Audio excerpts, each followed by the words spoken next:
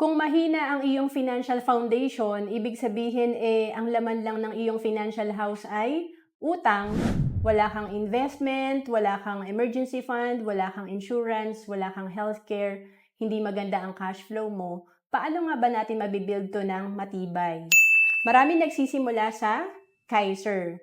Ito yung savings program na kahit 3,000 per month lang ang kaya mong ipunin, magkakaroon ka na ng tatlong ito na parang kape, 3-in-1 na. Meron ka ditong healthcare, may life insurance ka, at meron kang investment para ma-build at ma-jumpstart ang iyong financial foundation. Magkakaroon kasi tayo ng financial peace of mind kapag na-consider natin yung financial foundation. Sa Kaiser, tatlo na, yung nakikita natin dito na green. Dito, meron ka ng investment, meron ka ng life insurance, at meron ka na ring healthcare. To know more about Kaiser, message mo lang ako sa FB, Roanne Celis Capistrano.